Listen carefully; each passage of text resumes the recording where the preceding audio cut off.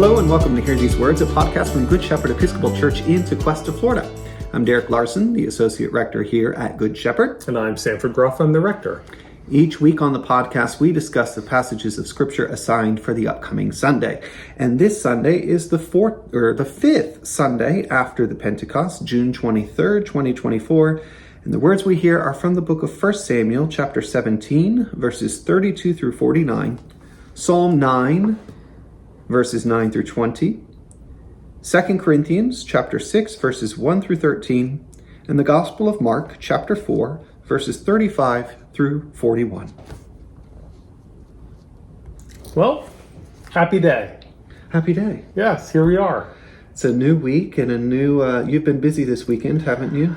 I've moved into the rectory, which is the church-owned house that the rector lives in, and it's been under construction for almost 6 months, and it is done. There's some workers touching a few things up today, but that's okay. Yeah. But we moved in this weekend, and here's the part that's a little bittersweet. I've lived in my old house, the house in Palm Beach Gardens, for 10 years.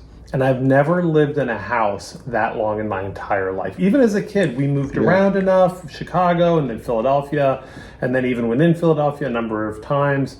And as we were kind of packing up and, the movers were carrying things out and rooms became empty, I started having this strong feeling of nostalgia, for 10 years of memories and 10 years of good things. And not only was it, the house that I lived in the longest, it's where, the house that I was married in, not in the house, but you know what I mean? Yeah. And called to this church and just all the wonderful things. So I'm very excited about the rectory, though. It's a beautiful home. Can't wait to have people over and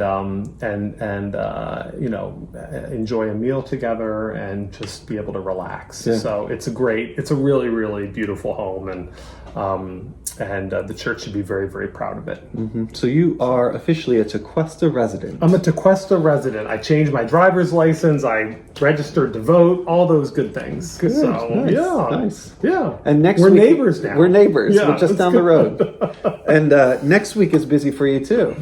Yes, you're on your own on Sunday. This coming Sunday. Yep. So I have few thoughts about the readings, but I'm sure I can scrounge up one or two. I'll be in Louisville, Kentucky at the General Convention, which is our triennial church-wide legislative meeting and gathering. Right. So we'll be voting. I'm one of the elected deputies for the diocese. There are 4 clergy and 4 lay. You're an alternate, but as of right now, you're not going. I think we've got a full slate, but stand by. You never know at the last minute how things work. But we'll be there for 6 days, I think, 6 or 7 days, voting on over 250 resolutions. Yeah, so are you flying out on Sunday or Saturday? Saturday morning. Saturday morning. Yep. Okay. Yep. The first things happen Saturday, kind of late afternoon and evening. So I made it, it's a 6 a.m. flight. So I thought, hey, well, I'll go in the morning and then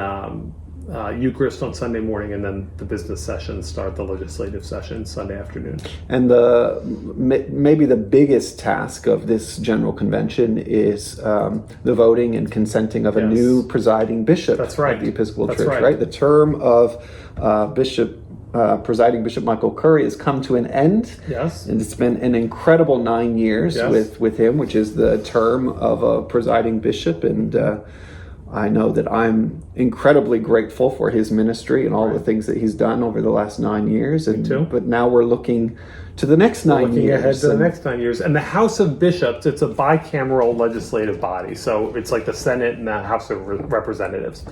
And the bishops, which is like the Senate, the House of Bishops, they're the ones that elect the next presiding bishop. Right. Our House, the House of Deputies, simply consents to that election. So we don't actually vote on the slate or the candidates in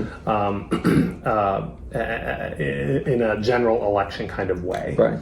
So, and we've got a wonderful slate, in my opinion. Five candidates.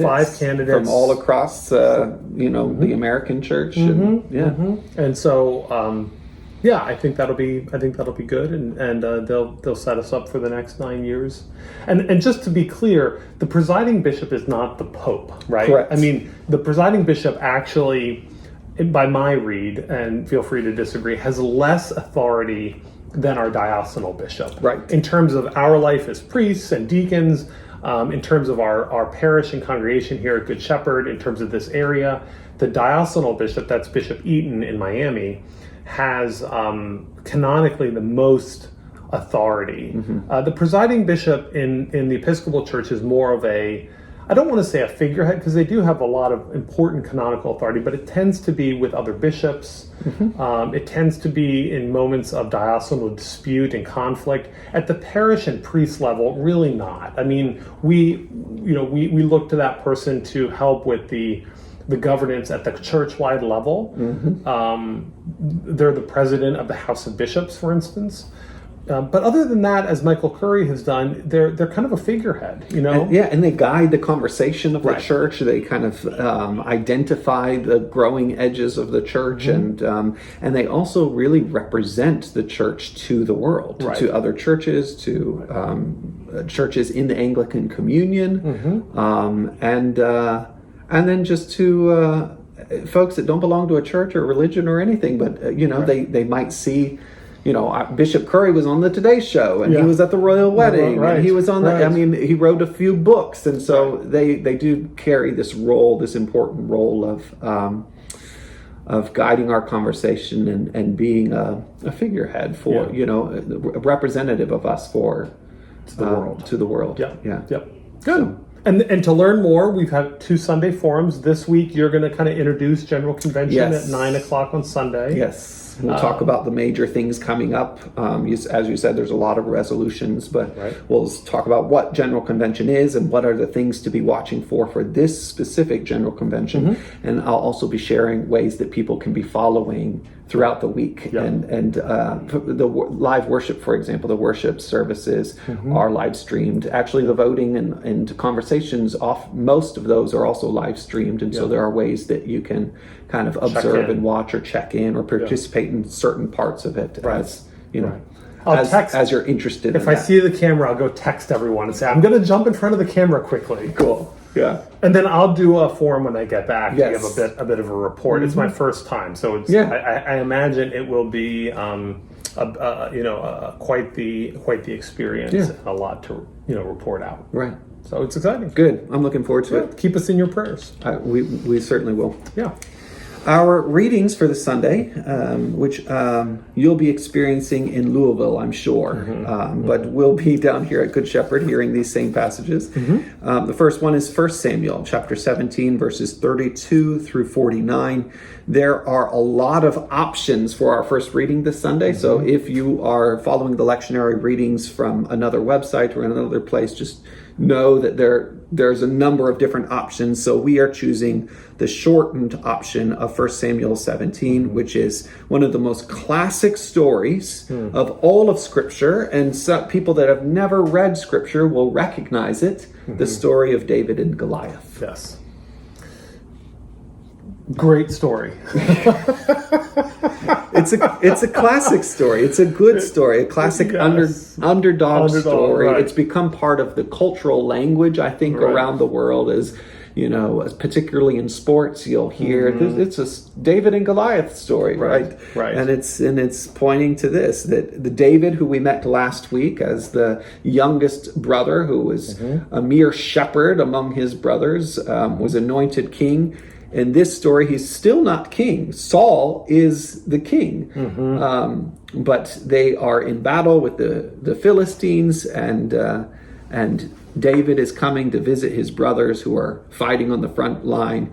But there's this one large warrior, Goliath, who is kind of jeering at everyone. And David kind of comes in and says, "Oh, I'll take him down. Yeah. That's fine." Yeah. And people kind of chuckle at him, but sure enough, he does it with a sling and a stone. Right. So I always like to think about how God kind of defies our if I was going to put an adjective on it, worldly expectations. We see strength in the big, hunking, person or man, the Goliaths, and yet God finds the strength in the kind of small nimbleness of David.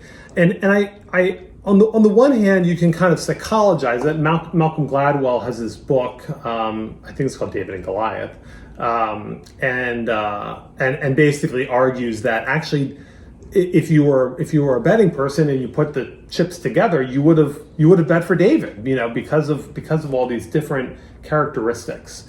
The more spiritual or theological read that I would offer is that that when we presume or when we think that we know how something's going to turn out because we have certain matrices of expectation around who's strong and who's weak, even around ourselves, right? Oh, I'm not good at that. I remember when I was going through the discernment process with the Commission on Ministry 15 years ago. I used part of my work was trying to improve my pastoral care skills and ability. And so that was part of how I talked about my discernment. I'm working on my pastoral care skills, and that's not a strong suit of mine. And after a while, actually, when I was ordained, then people would come up and they would say, thank you so much for being with me, for ministering to me, for just being present with me. And I started to realize that I had been telling a story about myself that was no longer true. That pastoral care wasn't something that was a weakness or deficit in my, maybe originally it was. And I was able to, through God and kind of experimentation and diligence, come to a place where it's like, now it's a bit more comfortable, and I don't need to hang on to those stories anymore. And I think that David and Goliath is kind of an extreme example of that, where we end up having a narrative about the world and about ourselves that God says, well, maybe, but also maybe there's a different way of looking at that. Right. Yeah. Right. And we got that last week with, it said God doesn't look at humans the way that humans look at other humans. God looks at the heart. And so here we get another example of that. You got this big warrior clothed in armor and has a sword, and then you've got this guy that's not even used to armor, and so he doesn't use it, and he's small and is young and is a shepherd and with a sling and a stone. So our eyes might gravitate toward the warrior, but God sees it in a different way. The other thing that I just point out about this story is that I think that in our cultural mind, this is a children's story, and it is not a children's story. It is a graphic one, a violent one. It's a war story, complete with the chopping off of heads and and so I would also encourage us as we read this. I mean, number one, I think we have to consider, how do we tell this story to children, and what role does it play when we tell it to children? But number two, as we're approaching it on Sunday, to be careful that our minds aren't writing it off as, oh yeah, I know this story. I learned it when I was 6 years old. I don't need to pay attention as much to it. When actually, this is a story that is not meant for children. And if your only experience of this story comes from the children's Sunday school classroom, you may have actually missed parts of the story. And so just be mindful and pay attention to that. Yeah, an invitation to hear it afresh. Yes, exactly. Good. Our Psalm 9, verses 9 through 20. The Lord will be a refuge for the oppressed, a refuge in time of trouble. Those who know your name will put their trust in you, for you never forsake those who seek you, O Lord. Sing praise to the Lord who dwells in Zion. Proclaim to the peoples the things that he has done. The ungodly have fallen into the pit they dug, and in the snare they set is their own foot caught. The Lord is known by his acts of justice. The wicked are trapped in the works of their own hands. Rise up, O Lord, let not the ungodly have the upper hand. Let them be judged before you. Put fear upon them, O Lord. Let the ungodly know they are but mortal. So I skipped around a little bit, but those are kind of the big verses, maybe a few others. It certainly is a psalm for those on the margins, for those who are not enjoying the prosperities of life. In fact, it's also for the oppressed. The Lord, verse 16, the Lord is known by his acts of justice. This is a very, justice-oriented. He doesn't forget the needy. And so, how we emphasize these things in church is the subject of much debate over much time. But here Psalm 9 really reminds us that God is not, that our job as people of God is to also, like God, not forget the needy and not forget that God is known by God's acts of justice. It's hard to do sometimes. I find, at least personally, I find it hard to do sometimes. Right. Yeah. My attention's drawn to the last line, let the ungodly know they are but mortal. And I think that, there's the clear understanding here that, the ungodly or the proud or the whatever word we want to use, one of their traps is that they don't recognize their own vulnerability and that they are mortal, that they are not the same as God, and their day will one day come. But I think the temptation here is to read the implication of this to be the opposite, that let the godly know that they are immortal. Right.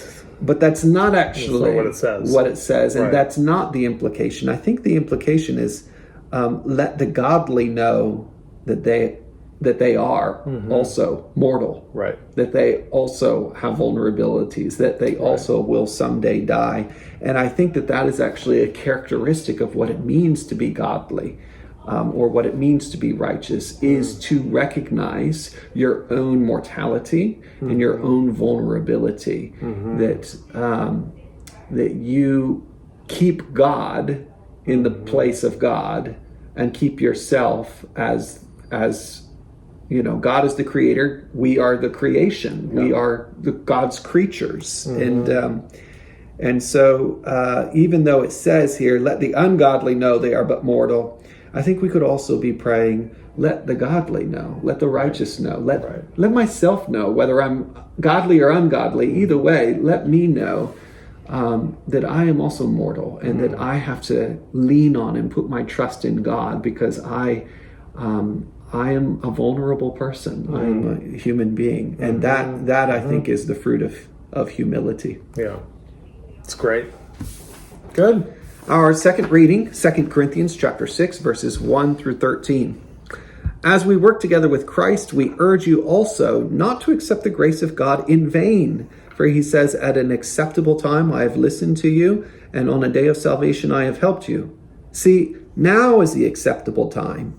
See, now is the day of salvation. We're putting no obstacles in anyone's way so that no fault may be found with our ministry. But as servants of God, we've commended ourselves in every way, through great endurance in afflictions, hardships, calamities, beatings, imprisonments, riots, labors, sleepless nights, hunger, by purity, knowledge, patience, kindness, holiness of spirit, genuine love, truthful speech, and the power of God, with the weapons of righteousness for the right hand and for the left, in honor and dishonor, in ill repute and good repute. We have spoken frankly to you, Corinthians. Our heart is wide open to you. There's no restriction in our affections, but only in yours. In return, I speak as to children. Open wide your hearts also. So Paul, the story of Paul is a story of hardship. That you can read through the book of Acts, all of the things that Paul faced and experienced, and you see it in his letters as well. And he kind of cites through them here in afflictions and hardships and calamities, beatings, imprisonments, and riots. And yet, in the midst of all of that hardship, some of which was just circumstantial, some of which was the result of his ministry, some of it was persecution. In the midst of all of it, he had just this overwhelming sense of joy. Joy that God was walking with him through it all. Joy that Christ was in him and that he was in Christ, and joy to share that with others. And so he uses this phrase. I didn't read it.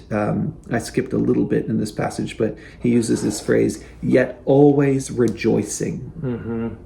We're sorrowful, yet always rejoicing. So I love this model of Paul that really shows us that, we can have a deep sense of joy that lives in the midst of all of the things that we're going through in life. And that's not to minimize. We shouldn't minimize or ignore those things in our lives, but to just recognize that even as we face them with Christ and in Christ, and Christ in us.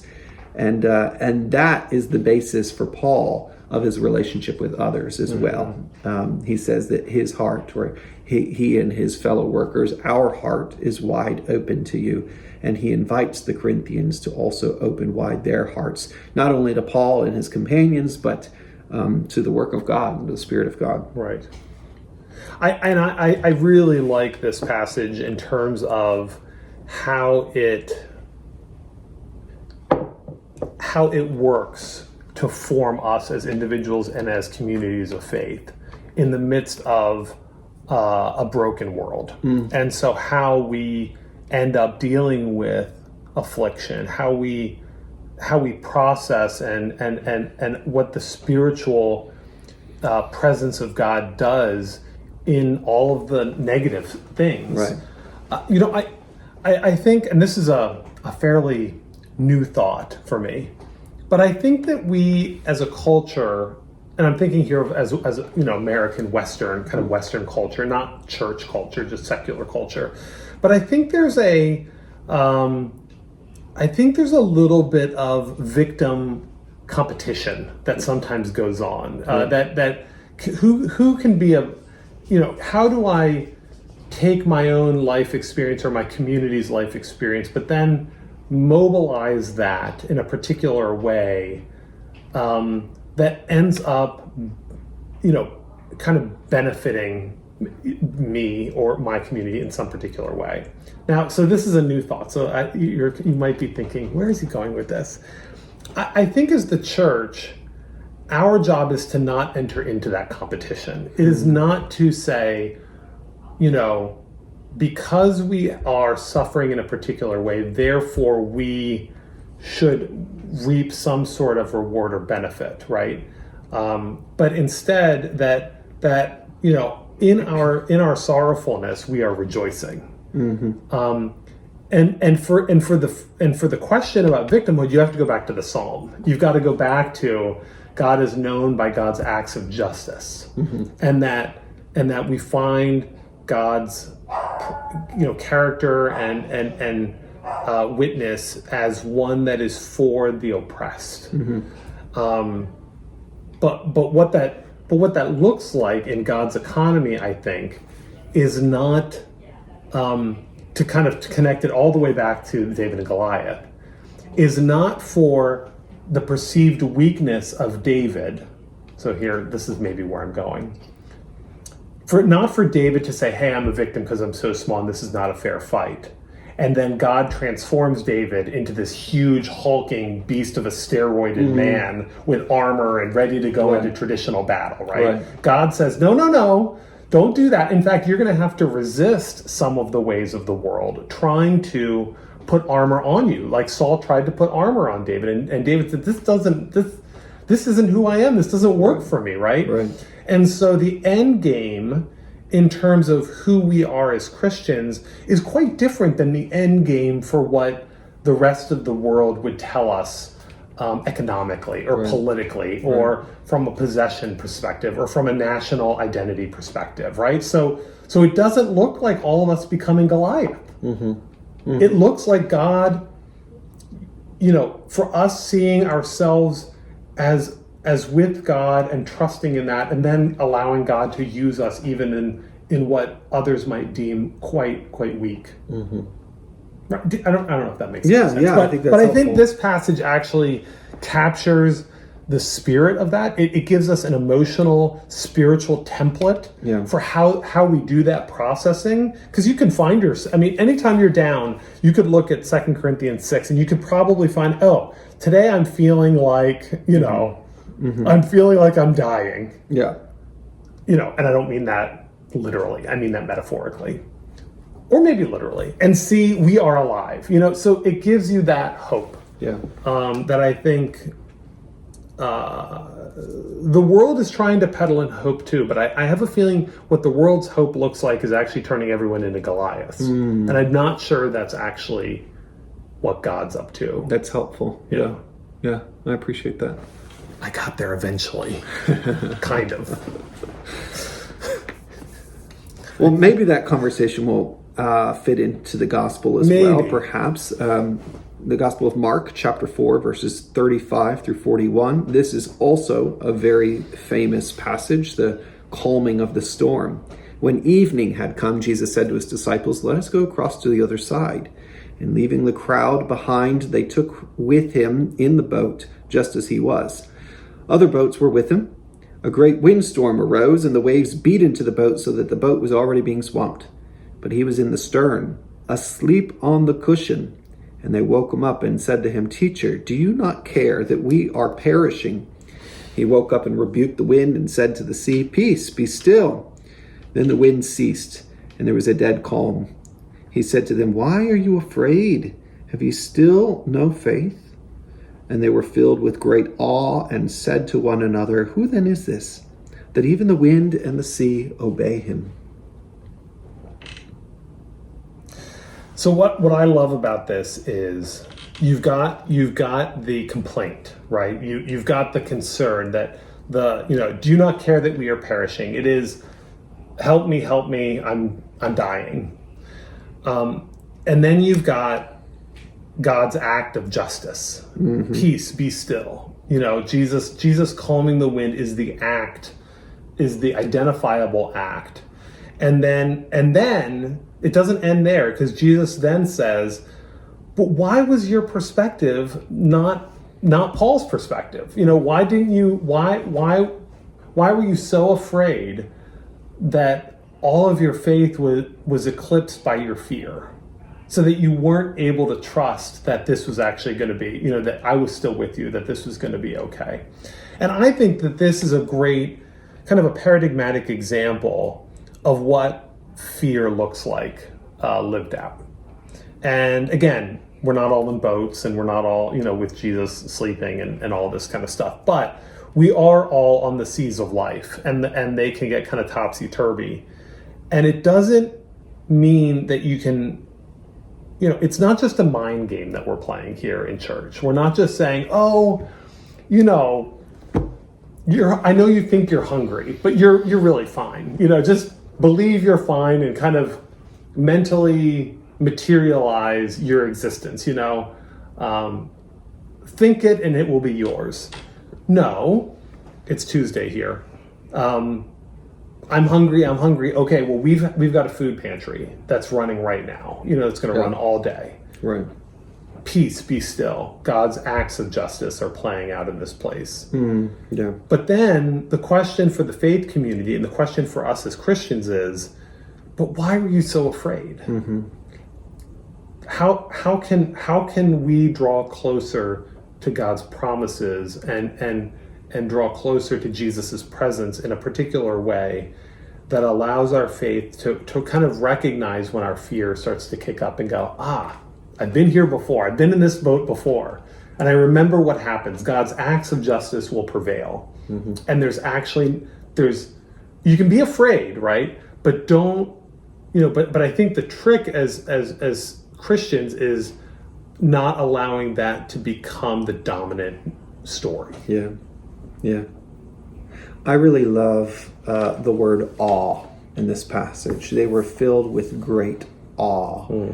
And I think what that word is kind of pointing to is that we tend to make God so small. We tend to make God smaller than our problems, or our fears, or our worries, or whatever it is. And so this passage is a passage that we can read it a number of different ways. I think that the author's intent is probably Christological in the sense of who is Christ, and Christ is someone that has some authority over the natural world, and especially even over the sea, which in ancient times was this big symbol of chaos and fear and uncontrollable. I mean, the word sea is almost synonymous in the ancient text with uncontrollable. And yet here Jesus is controlling the uncontrollable. But this word awe is a word that demonstrates humility, and also observing the greatness, the bigness, and the beauty of God.